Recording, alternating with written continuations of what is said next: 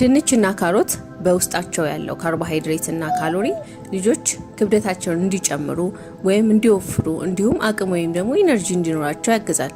በተለይ ትንሽ እርጎ ወይም ደግሞ ቺዝ ወይ ደግሞ ከ1 ዓመት በላይ ለሆኑ ልጆች ወተት ብንጨምርላቸው ከፍ ያለ ጥቅምን ልጆቻችን ያገኛሉ። ሰላም ውዴ ዋራኪ ዩቲዩብ ቻናል ተከታዮች እንዴት ናችሁ? ከድንች ስንጀምር ድንች ጤናማ ካርቦሃይድሬት አለው። ይህ ካርቦሃይድሬት ደግሞ አንደኛ ልጆች አቅምና ኢነርጂ ኖሯቸው ለረጅም ጊዜ እንዲቆዩ ይጠቅማል። በተጨማሪ ለእድገታቸው ጠቃሚ ነው። ሁለተኛው ልጆች እንዲወፍሩና እንዲፋፉ ይጠቅማል። በተጨማሪም ድንች ውስጥ ያለው ካርቦሃይድሬት በቀላሉ የሚፈጭ ነው። ስለ ውፍረት ካነሳን በድንች ውስጥ ያለው ካሎሪ ልጆች ክብደታቸውን እንዲጨምር ጠቃሚ ነው። ሁለተኛው ድንች በውስጡ ቫይታሚን ሲ፣ ቫይታሚን B6 አለው። ይህ ደግሞ የልጆች የበሽታ መከላከል አቅምን ይጨምራል። ለእድገታቸውም በጣም ጠቃሚ ምግብ ነው። በውስጡ ያለው ፋይበር ደግሞ ምግቡን ለመፈጨት ቀላል ያደርገዋል። ሌላው አለርጂ የማምጣት እድሉ ዝቅተኛ ነው። ካሮትን ስንመለከት ካሮት ከሌሎች አትክልቶች ጋር ሲነጻጸር ከፍተኛ ካሎሪ አለው። በዚህ ምክንያት ልጆች ካሮትን ሲመገቡ ከፍ ያለ የካሎሪ መጠንን ያገኛሉ። ይህ ደግሞ በጤናማ መንገድ ክብደት እንዲጨምሩ ይረዳቸዋል ማለት ነው። ካሮት ቫይታሚን ኤ አለው። ይህ ደግሞ በሽታን ለመከላከልና ለአጠቃላይ የልጆች እድገት በጣም ጠቃሚ ምግብ ነው ማለት ነው። ሌላው ካርቦሃይድሬትም አለው። ካርቦሃይድሬት ለልጆች ለመፈጨት በጣም ቀላል ነው። ከዛም በላይ ግን ካርቦሃይድሬቱ እንደ ካሎሪ ክብደትን ለመጨመር ይጠቅማል። ድንች በካሮትን ከ6 ወር ጀምሮ ያሉ ህፃናት መመገብ ይችላሉ። ከ4 ዓመት በላይ ላሉ ልጆች ግን በንጹህ ሁኔታ ተዘጋጅቶ ድንች ከነልጣጩ ቢመገቡ የተሻለ ጥቅምን እንደሚያገኙ አንዳንድ ጥናቶች ይጠቁማሉ። አሁን ወደ አሰራሩ እንሄዳለን።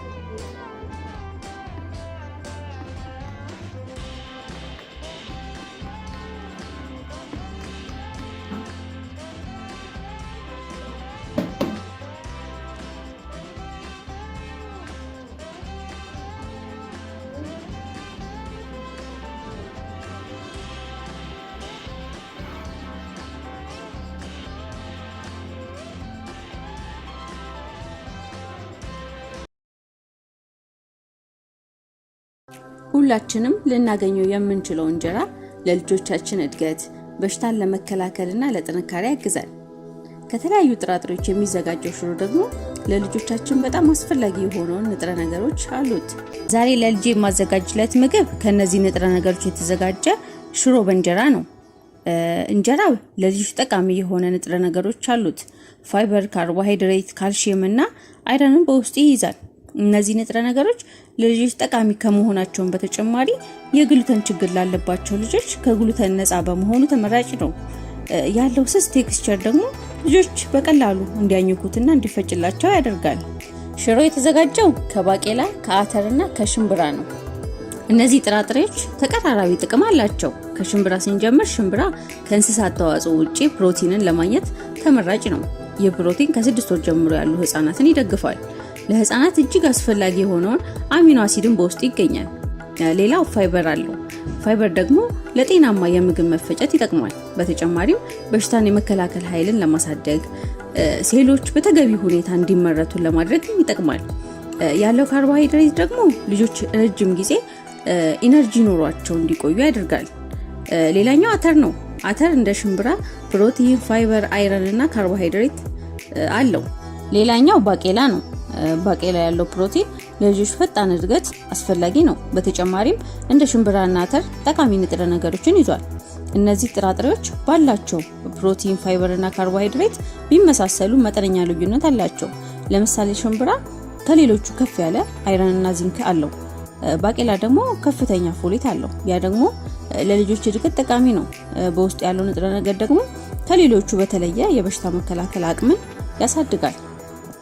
ይህንን ሽሮ የማዘጋጀው በኦሊቭ ኦይል ነው። ኦሊቭ ኦይል ለአእምሮ እድገት፣ ለልብ ጤና እንደሚጠቅም ይነገራል። ካለ ኦሊቭ ኦይል ብንጠቀም ጥሩ ነው። ከሌለ ግን የምንጠቀመውን ዘይት ሳይበዛ በትንሹ ሽሮ ከበሰለ በኋላ ከላይ መጨመር ጥሩ ነው። ምክንያቱም ዘይት ከተቁላላ እየበሰለ በሄደ ቁጥር ለጤናቸው ጥሩ ስላልሆነ ከላይ መጨመሩ ተመራጭ ነው።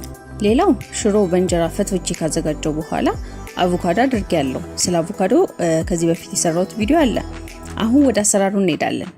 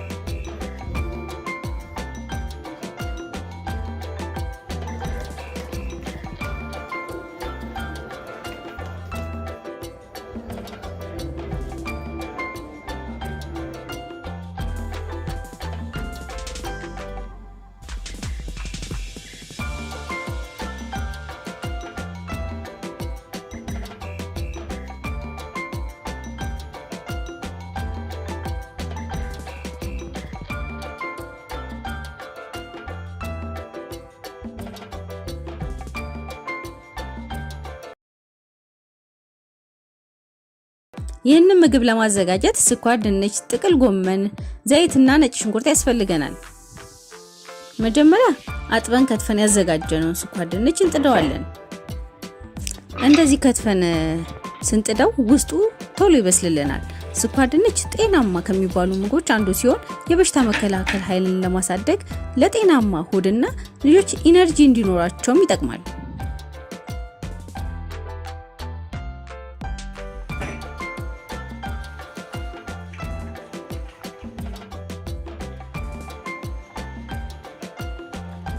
ከዛም ስኳር ድንቻችን ሲበስል እናውጣዋለን።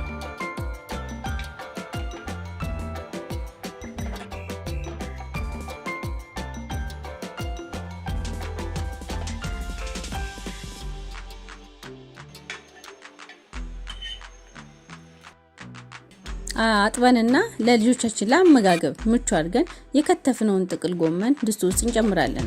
ከዛ ለማብሰል የሚሆን ትንሽ ውሃ እንጨምራለን። ከዛም እስኪበስልልን ድረስ ጎመናችን ከድነን እንተወዋለን። ምክንያቱም ለልጆች የምንሰራውን ምግብ በተቻለ መጠን ባይቁላላ በውሃ ብቻ ብናበስለው ዘርፈ ብዙ ጥቅም አለው።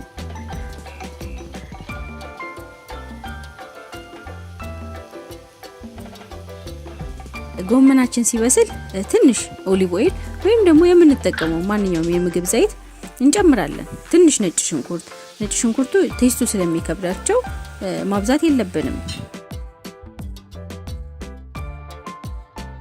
ጥቅል ጎመን በቀላሉ የምናገኘው ብዙ ጥቅም ያለው አትክልት ነው። በሽታን ለመከላከል የልጆችን ሴል ለማሳደግና ለሆድ ጤና ይጠቅማል። ጥቅል ጎመን ፎሌትና ቫይታሚን B6 ስላለው የልጆችን የአእምሮ እድገት የማገናዘብ ችሎታን ለማሳደግ ይጠቅማል። ስለዚህ እንደ አንድ ጥሩ አማራጭ ነው።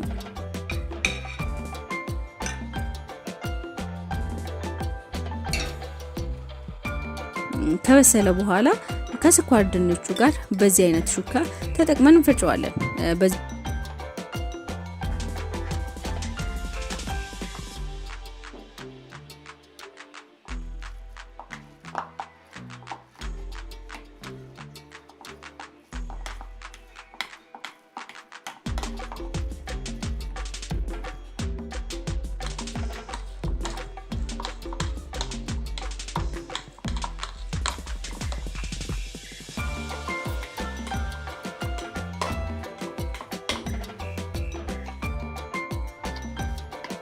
መልኩ ለልጆቻችን ማቅረብ እንችላለን ማለት ነው።